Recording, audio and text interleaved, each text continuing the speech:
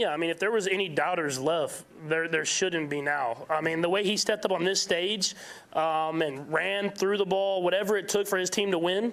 I mean, that was a special performance that I don't want to get. I don't want it to get lost in the loss that they had. I mean, even whenever we got all the momentum in that game and we went up 8 points in the fourth quarter, for him to respond and move his team right down the football field and run it in himself for the 2-point conversion, it was a special performance by him, man. And I mean, you make sure you appreciate that when you look back on this game.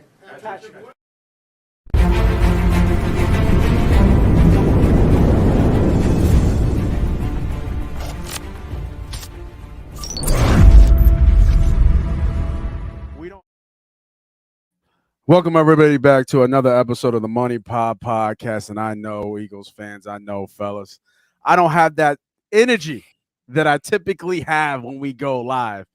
And why? It's because your Philadelphia Eagles lost. So hard to say that. You lost in the Super Bowl last night, 58-53 to the Kansas City Chiefs. Let's talk about it. I'm here for all the reactions. I'm here for all the slander, all the talk.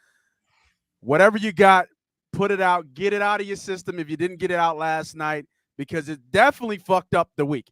Kids are home. Kids started off school late, and you just had to soak and just go and see how some people are kind of on the side. Well, it's not that bad. Other people are like, it is that bad. To me, it's all bad. You ever get to the big game, you get there and you lose. I don't see a positive outcome of that. You lost. We lost. We lost together. So let's talk about it together. I'm with my guys. Been a while since all three of us has been on the mic for a little bit. Feels good to have the boys back. I'm your host. I am the president. I am the CEO. I am him. They call me Moss Money. And I got my guy, best live better I know in the game. They call him Diddy. What's up, boy? What's up, man? This is called a morning Monday, man. right. Not the morning you're talking about. I should have got the candles. Should have dimmed the lights a little bit for the service. I forgot my shades. I supposed to be wearing my shades right now. Right. And then, of course, I got and when I say that is a capital THE, biggest degenerate out of all of us, my guy Renzo, the gambler. What's up, bro? What's up? You like that, Diddy? You like that intro? That was funny. That was a funny one.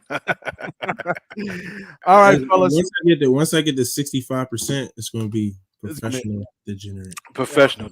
I like that. I like that. All right, fellas, let's talk about it. Let's talk about the game. Man, so many small little storylines, so many things that, well, what if we did this? What if we did that? To me, the biggest thing that stands out to me in this game is we got outcoached in the second half, masterfully, by Andy Reid. Our defense and Jonathan Gannon shit the bed. And it's crazy because Patrick Mahomes only had 182 yards passing. So if you would have told me that Patrick Mahomes would only throw for less than 200 yards and Jalen would throw for 300 and we lose the game, I don't see that script happening of how that kind of happened. So to me, it was all about coaching. We saw wide open receivers all game long. We'll talk about the controversial game play at the end of the game, but let me know, man. Tell me about it. Diddy, I'll go with you. Give me your reaction to this game. What hurt so much outside of the loss? First off, it was a good game. It was a great game. I thought two of the best quarterbacks in the NFL, rightfully so, performed at the highest level they could have achieved in the biggest game, obviously in the Super Bowl. I thought Jalen Hurts played outstanding offensively. He was able to do whatever he wanted to do for the most part throughout the game. And as if the same for Patrick Mahomes, although the yardage doesn't show that, but he still was able to move the rock, move the sticks, and obviously get 7 and ultimately win the game. I thought our defense did let us down. I also was talking to Renzo offline. And I thought there was a lot of situations that married into the defensive letting us down. I'm a firm believer that we are a good defense. Those 70 sacks plus sacks throughout the year, including the playoffs, were not out of nowhere. That really happened. I also do believe that the NFL did a terrible, terrible, terrible job in preparation for this game. That field was Horrific. atrocious. And that to me, and you can call it what you want, I've played on that side of the ball. I understand how footing and it has to do with, going against the defense and going against the offense, especially as prolific as the Chiefs defense, Chiefs offense. I feel that played a big role into why our defense was feeling like they were behind. We could not get a rush. We could not get the edge like we usually get in all season long. These guys are slipping and falling all over the place. And I felt that played a big part into how this game was played out. And yes, we can say that both teams played on the same exact field. I was going to say that. Yep. With me saying that is saying that there were two total different teams. Nobody here was talking about the Kansas City's defense. Nobody. It's always been about Patrick Mahomes and what that offense can do. And that offense showed up and put up 38 points. The difference between that team and our team is that we rely on rushing four. We rely on our defensive backs being able to cover, man coverage. And when the field is that way and we can't get a rush because our edge rushers are slipping all over the field, that becomes an impact of extending plays and giving opportunity to the arguably the best quarterback to ever play the game. Patrick Mahomes will be the best quarterback to ever play. We're watching it live. And that for me was one of the biggest impacts. And then also the last one I would say more of an excuse than anything was that flag. You just can't throw a flag there in that moment of the game, tied 35-35 in the Super Bowl. I'm an official. I'm a basketball official. I swallow my whistle, pause, on certain moments of the game because I don't want to be the impact of the outcome. So for me, in seeing him throw that flag in that position, it says to me that he was looking to throw a flag. And you just can't do that there. No matter if it was a hold or not, he would have, for me to throw that flag, that player would have to be tackled. And then even in that point, I'm probably late with the flag because the other refs would look at me like, bro, you ain't see that? Yeah. And I'm gonna have to be like, yeah, you right. But I'm not voluntarily throwing a flag on that little tippy tap. No way, no way, no way. But that's it's hard to defend it too because Bradbury came out and said he held him, which was terrible. And I don't think fine. he should have said that. He shouldn't have. He shouldn't have. He shouldn't have said that. It was a hold. It was at the line of scrimmage. I felt below 5 yards. It was below it, bro. And it wasn't even a catchable ball. He threw it up and it hit the back of the pylon. Nate, Juju turned around like nothing. Nate, hear me out. I'm a ref. If the game is coming in the last second, tie ball game, and a guy is driving to the basket and get banged at the rim, I'm looking around like, damn, I didn't see nothing. You know what they call that? You got to be stronger with the football, stronger with the basketball. You see what I'm saying? I'm not blowing my whistle. It's just one of them things.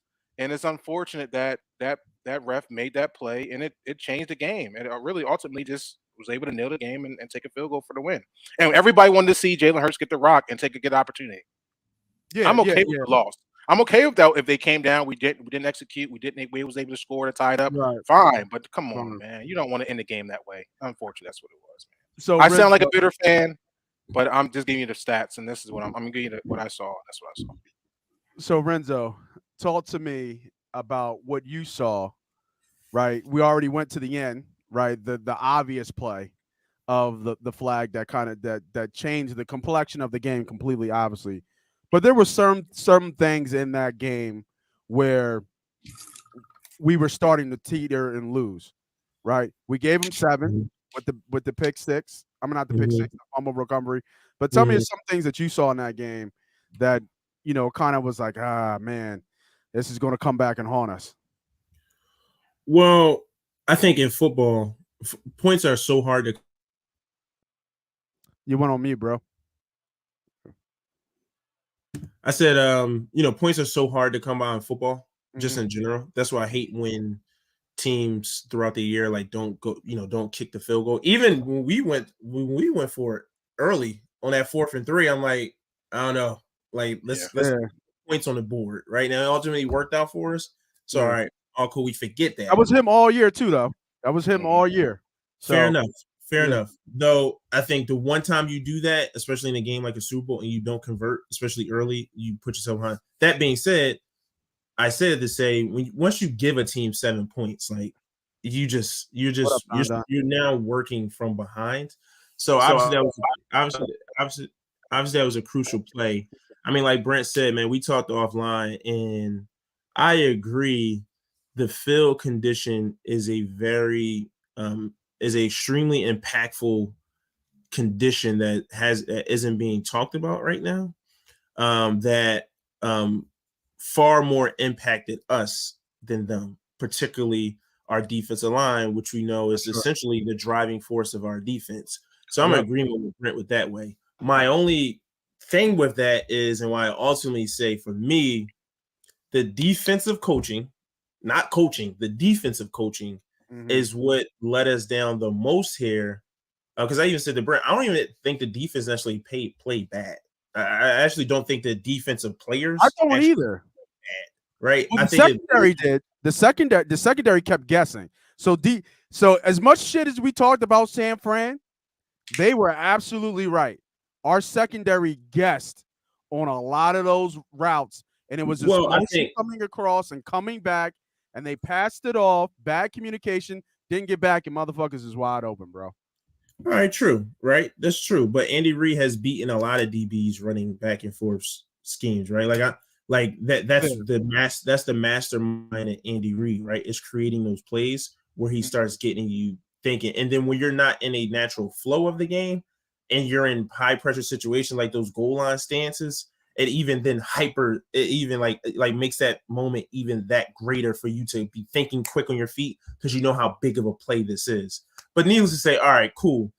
The point I'm getting to is the problem. The reason why the defense is the problem to me, the defensive coaching, is that there just wasn't any adjustments, or at least it didn't seem like adjustments to put pressure on Patrick Mahomes. And like I said to Brent, being a football player and watching football, the game plan for good quarterbacks, let alone elite quarterbacks, let alone the best quarterbacks, let alone the greatest quarterbacks, never to rush for and sit back in the zone. That is never the successful blueprint.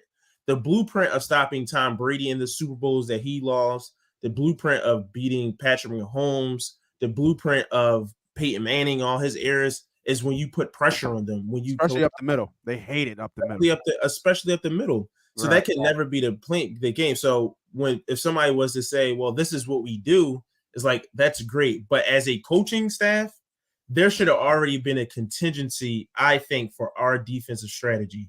Meaning, it's like, all right, we're going to come out, we're going to do what we do. We're going to rush forward, we're going to sit back in our zones, we're going to play a little bit of man, we're going to do whatever we do. Right.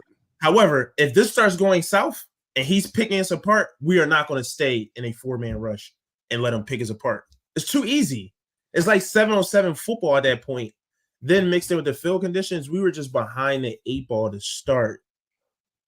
And we just never got back. We just never got back ahead. I would have rather us lose because we brought pressure in the fourth quarter and saying like, yo, we just got to bring some heat. And they beat us for a deep pass and he scored. I would have lived with that. Like, man, like, all right. Yeah, instead of sitting back. Instead of just sitting back, let him pick us apart. I get that. Gann has never been a great in-game adjuster. Right? He doesn't adjust well in the flow of the game. He's going to stick to his script. He's going to stick to what got him there. And then if he can make an adjustments later by halftime, then we're good. But the fact that they turned it up second half and he had no counter shot to that, then you know what I mean, then it was just a wrap. And then it became a foot race. And you don't want to get in a foot race with Mahomes. Like, and but even to that point, the most frustrating part about this is that Jalen Hurts, as Brent said, played phenomenal. And we got into the game turned into that, and we were winning. Like, it got into scoring, and we were scoring. I guess we blanked first with the 3 and out in the second half. Yeah. Right. But needless to say, it's like, yo, we didn't even get outplayed playing this type of game. We didn't get outplayed. We got outcoached. Mix in with getting outcoached, mixed with crazy situations like a fumble, return. And to be honest, Yeah, that a was crazy so situation, a crazy situation like a punt return. You don't see there's never been a punt return touchdown in the NFL. So for that to happen, it's kind of like crazy that it happened in a Super Bowl. So let me They jump. activated him late, right? They activated him late. He wasn't a great punter anyway. I just didn't. Yeah, I just didn't get that move. Like, you know, that came out. They came back to bite them. That was kind of a bad move, I think, to activate him in the Super Bowl. He was out. He wasn't really that strong. The guy you had in there wasn't great, but it really wasn't like a big difference, I thought, in the punt game by activating him. So, you know, yeah, So I didn't get that move. Go ahead, Diddy. let me just add it. I mean, because I agree. I think ultimately, I think number one, I thought from the gate when the game was 7-7, I think we texted the group chat and I said, hey, this game is going to be about adjustments. What team makes the quickest adjustments is going to win this football game. That's what I said. I think we sent that to the group chat. That was because I seen a field condition, and I said, okay, there's not going to be anybody be able to stop. I knew this game was going to go over right from the door because defensively you are at a disadvantage when players are running at you, cutting and left and right, and then you're just reacting. So I said, okay, it's going to be who makes the biggest adjustment. Let's really think about it though. Like really think about it. And I think we were outcoached. But were we really outcoached? Oh yeah. Because look, where do we go? We both had 2 punts in the game. In the second half, right? we were outcoached for sure. Let's just think about it. We both had 2 punts in the game, right? Yeah. The second half, we had a 3 and out that turned into a punt for a 60-yard return. That was ultimately a change of the whole game that got them to the 5. Right. Right now, I will say those 2 plays, which is one single play, the arrow route on the edge where Kadarius Toney scored, and also I can't think of it. Sky Moore scored. Yeah. Same exact play that we did not adjust to in the goal line. Our goal line defense was horrendous. 100%. We didn't adjust there. But really, defensively, it was not. It would. What adjustments was needed?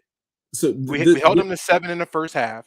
So if I'm going into halftime holding Patrick Mahomes to 7, ultimately, right, we had a turnover for 7. The game made it 14. There's not much at halftime I'm going to say to my guys and say, hey, we right where we needed to be. We stay the course. We stay the focus. We get what we need to do. They came out and scored right away, right? Bang, made it 24-21, and then we go 3 and out. We go 3 and out, right when we need our offense the most.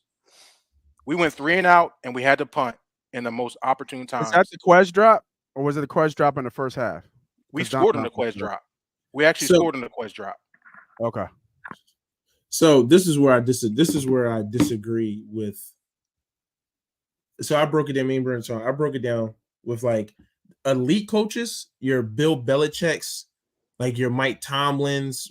I think Kyle Shanahan is the best coach in football outside of Bill Belichick, right? Like your most elite coaches should have been able to say, because right, like Brent said, it would be hard to come in at halftime and say anything but like we're right where we are, right? We held them to 7 points, so forth. However, the elite coaches should say, well, our offense just had the ball a lot.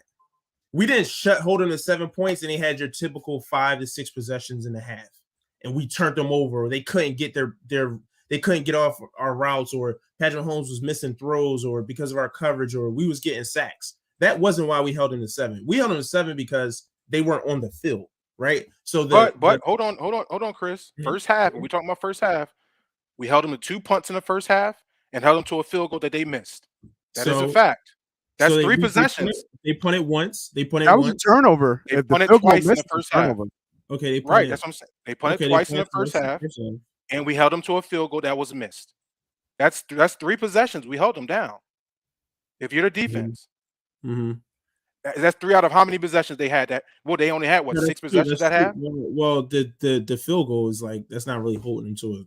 I mean, it's holding them to a field goal. Yes, that is, but that's a turnover. All right, so they held them to a field goal. All right, cool. Right, it was either scenario, as a I would say a normal fan who may have a little bit more keen of an eye to the game, I was sitting at halftime feeling good, but also feeling like, all right, we need to we either need to keep maintaining the football or something, because we ain't just breezing through this game right now. I feel good. I like where we at, but we can't come out doing no. I was screaming like when we get the ball back, we got to keep doing the basic fundamentals. We can't start doing no trick plays. We can't start throwing the ball sideways. We got to run the ball downhill, take our routes, and then take our deep shots. We couldn't run the ball for shit. Right, but yeah, I'm okay. See, my thing was, I thought the keys to the game for the Eagles, because we have Jalen Hurts instead of Patrick Mahomes, is we just need to go forward on first down. I'm okay. But Chris, hold on. We back. You went to the offense. So this is why I'm putting the argument out there, because I do agree we did not do well coaching and making adjustments. I do agree with that. I'm just making an argument. I'm saying if I'm in this game, the biggest game of our lives, especially as a coaching staff, and my team in the first half, granted, kept Patrick Mahomes off the field in the second quarter. I think he only had one possession in the second quarter. Two. That's caveat to Jalen Hurts. Yeah, two possessions, one in the beginning and one at the very end of the game, the quarter. That's caveat to the turnover and the touchdown, and kept the Eagles on the field. If I'm the defensive coordinator in this situation, that's held the Kansas City Chiefs on 3 of their 6 total possessions, maybe 7. I'm not really positive. Well, we in the first half they had 4 possessions. 4 possessions, a touchdown, a missed field goal, a missed field goal, and 2 punts. A missed field goal, which came on. To my point, 33. Yeah. What? How much adjustment are you making at that? What am I saying? Right. What am I saying to my defense? And I'm going to say it at halftime and say, "Hey guys, listen, man, we got to tighten up." I'm not making no adjustments. I'm saying we're doing good. That's what I'm saying at halftime. Dude, I think you always got to make adjustments. I think you always got to think. I think what's the adjustment besides getting bigger cleats in my guys' shoes so they can get around the edge, right? Yeah, maybe we didn't get no pressure on the quarterback, or we didn't get no sacks or anything like that. I think that's kind of Chris. I think the way you're going to answer this question, Chris, is I think it's what one of our guys said. Matt King jumped. Adjustments don't get made at half. Gannon was getting wiped by KC schemes in the second half, and he made 0 adjustments. And I think, Chris, that's what you're about to talk about. Yeah. How you always have to make in-game adjustments, not just by halftime. So honestly, it sucks to say, but it doesn't suck to say, because I like conflict and disagreement. But you both are right. Brent, you're right in the way you're looking at it in halftime coming in. But Chris, you're right too. We have Patrick Mahomes on the other side of the ball. We know they're going to make adjustments and come out firing.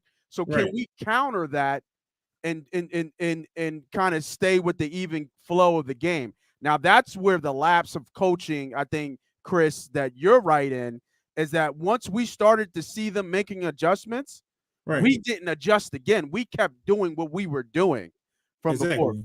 You know what I mean? So go ahead, Chris. I didn't mean to cut you off. No, I agree. That's where you were going. Yeah, no, that's exactly where I'm getting. That's what I was breaking down. It's like the most elite coach probably had that conversation. Everyone's probably not.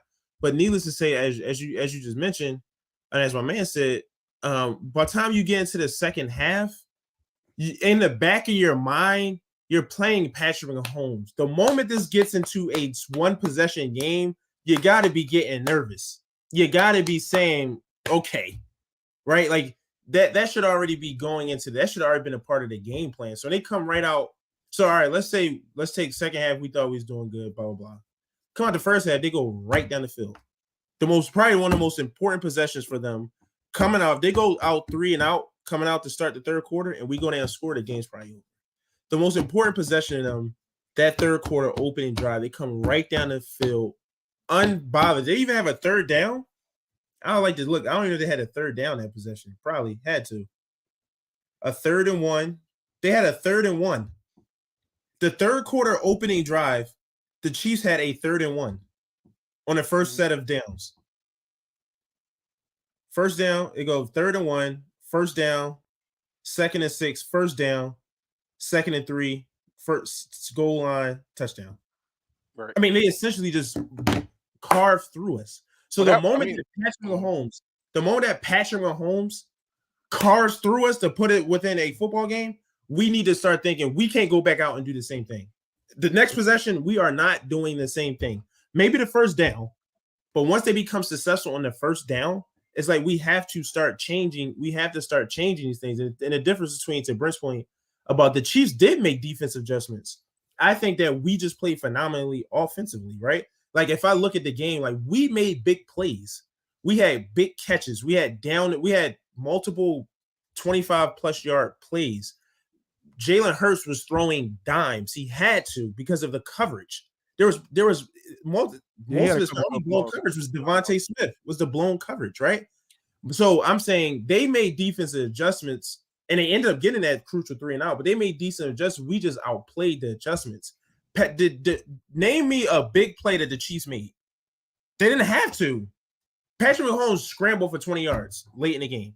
Those are huge plays, Chris. Those are huge plays. Those are third down plays. Play, bro. Those are huge plays. Well, yes, that's a huge play based on a playmaker making a play. That's something we can't coach against. I can't coach against Patrick Mahomes just breaking down in the pocket, scrambling, and then scrambling for 20, right? God bless him. That's just tip of the hat.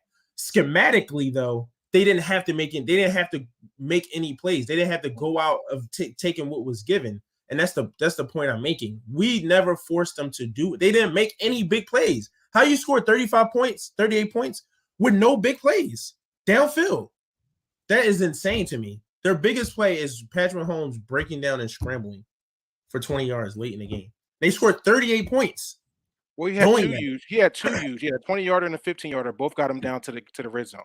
And okay, I think so two broken quarterback scrambles.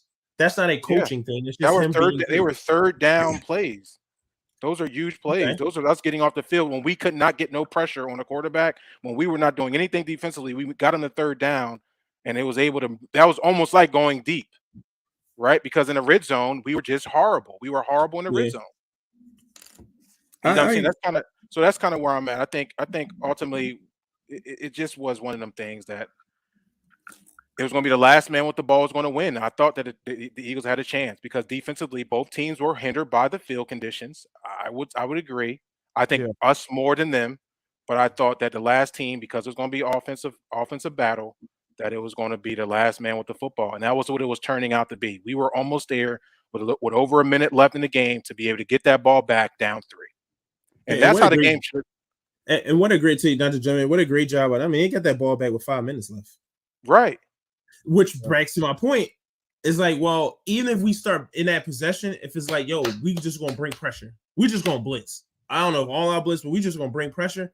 And even if that opens us up, hopefully they score quicker. We let them methodically go down the field and score the football.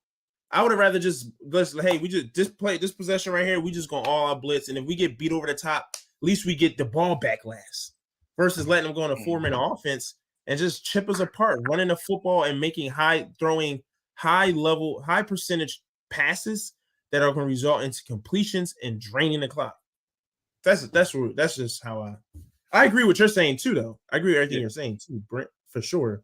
I'm just saying, like I said to you on the phone, football is like, I feel like football, we all play football. It's like sometimes you go in, you think you're going to run the football and you got to pass it. Sometimes you're going to pass it, you got to run it.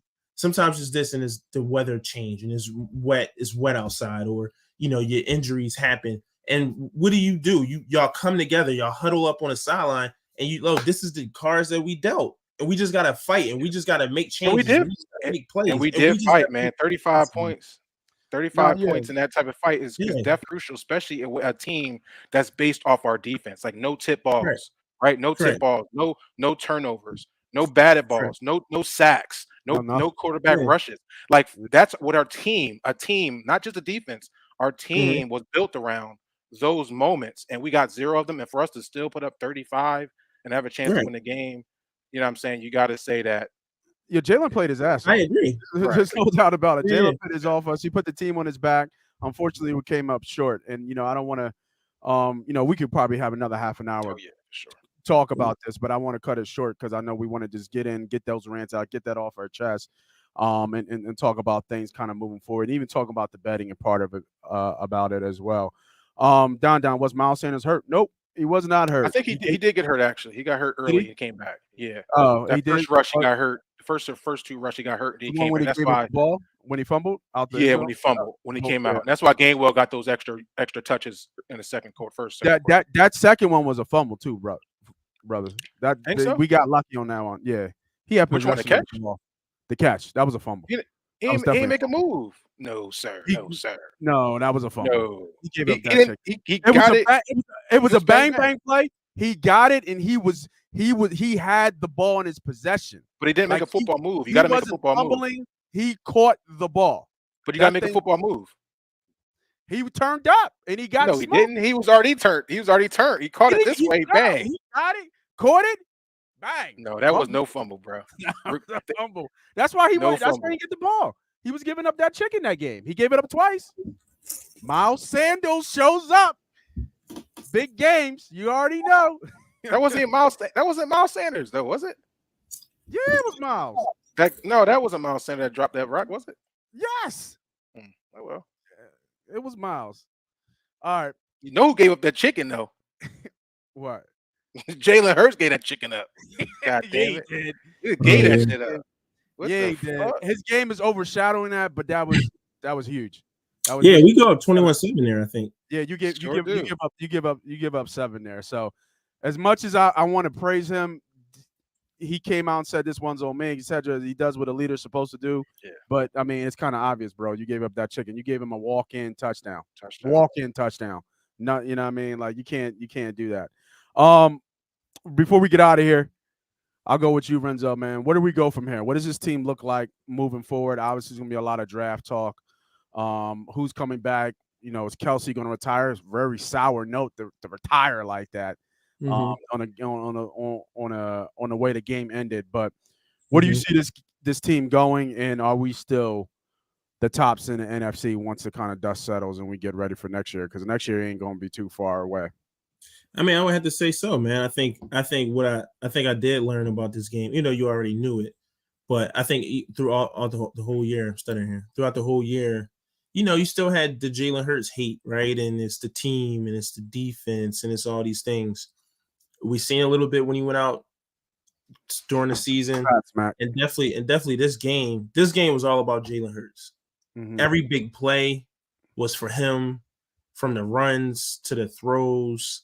Like, we put the ball in his hands from a coaching perspective, to where it shouldn't be any question. He's our quarterback of the future. And I think the great thing is that I think he's just hitting he's not even hit his stride. Probably, right? Like, he's not even probably into full stride. He's probably just out of the blocks.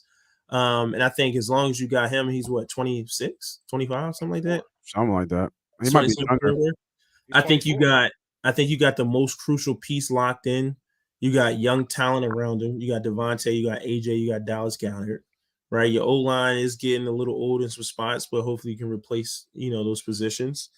You know, and then, you know, the holes that's probably going to come up in defense, you know, you'll figure, you know, I think you figure those things out. I think if Harvey can be what he was, or even remotely to what he was this past season, should be able to fill those gaps, man. But I think we got the core nucleus that in the NFC, we should be there, right? Like, if you start at the quarterback position and you look at the NFC, I guess you got Aaron Rodgers, who may or may not be there next year. He's gone. Yeah, so you got Aaron Rodgers who's gone, and you got like Dak Prescott, right? Like, right? Like, when you think of like franchise quarterbacks, you got to be like in the AFC. You got Josh Allen. I feel good now looking at these motherfucking odds in the NFC. I'll tell you that. Diddy, take us home, man. What you thinking of the outlook of this team? I know we'll get more into it with drafts and stuff like that, but Is there any way, because this is what I'm also seeing from fans, being okay with the loss just because of how good, and like Chris was saying, the nucleus of this team is right now, you feel good moving forward that this is not going to be the last time you see the Philadelphia Eagles in the Super Bowl in the near future?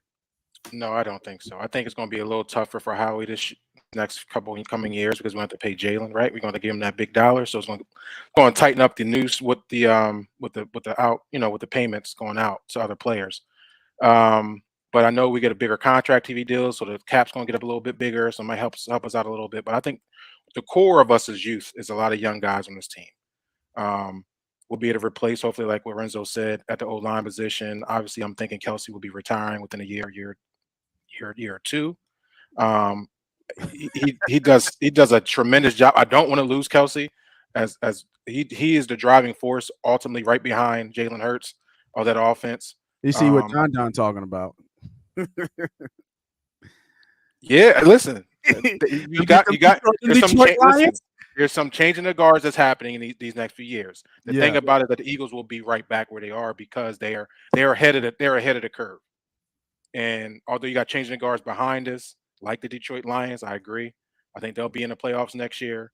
The Giants probably get a little bit better. So I think we'll be right back. It'll be a little tougher. We're not going to be able to get those exotic pieces like we got this year, but we'll be able to move forward. Yeah. Before we go, again, shout out to Matt Kane for jumping on. I think he has a pretty good sense of all these guys are probably gone. I'm not too mad about Salamano because I feel they might keep what's the old boy that was the tackle that's been sitting in the wings for a while from Washington. The first round pick we picked. What's his name? Barnett? No, not Barnett. The offensive lineman, left tackle. Oh. Dickerson. Is it Dickerson? Yeah, Dickerson was out there. Yeah. Dillard, not Dickerson. Dickerson was out there, yeah. Yeah, no, Dillard has shown he can play some guard. Mm-hmm. So, did they keep him? Did they re-sign him to be your starting guard? Moss, the biggest thing is that we're going to lose both our coordinators. That's going to be the transition. The transition for me is how I think Gannon's back. I think Gannon's back. You think Gannon's back? Yeah, I think Gannon's back. Where's he going to go after that performance? After they saw that, I'm not worried about defense. I'm worried about the offense because I think offensively he's gone. We've tailored he's the head coach to Jalen's success.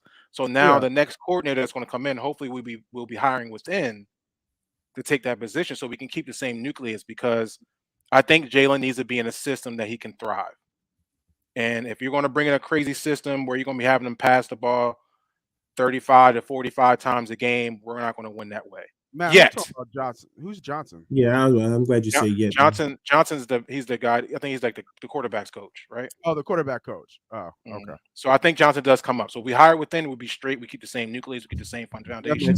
Yeah. I'm hoping that Jalen does continue to work on his pocket presence, being able to throw from the pocket as he did really, really well. Because I want him to survive seasons. And I think the way we use him now, rushing the ball as much as we do, although we're successful, that's not going to last so long for the long time. No, eventually it'll catch up to him. So, yeah, for sure. All right, if you guys are still with us, I want to thank you all for joining, letting us get this rant, letting you hear your comments. As always, make sure you hit that like, subscribe, follow, tell a friend and tell a motherfucking friend, like I always say. Sharing out the show, helping the show, kind of build and keep growing and growing. You're the reason why we do this. You're the reason why we are being successful as we are. We're growing every single day. I can't stress it enough. So all that stuff that you guys do costs you nothing.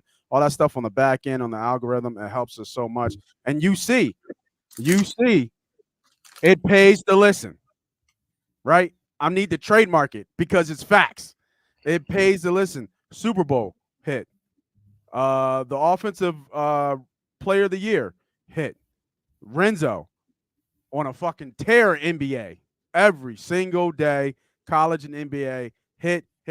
We do it for free. We love to do it because we do it, and we just trying to give back to the folks. So, again, like I said, thank you for joining, my guys. Until next time. Sixers. Go Sixers. I don't know. We losing all championships every right to the next team. Go Sixers. Right. As always, man. Appreciate you boys. Appreciate you guys for joining in. And we out. We'll see you tomorrow, same time. Let's go.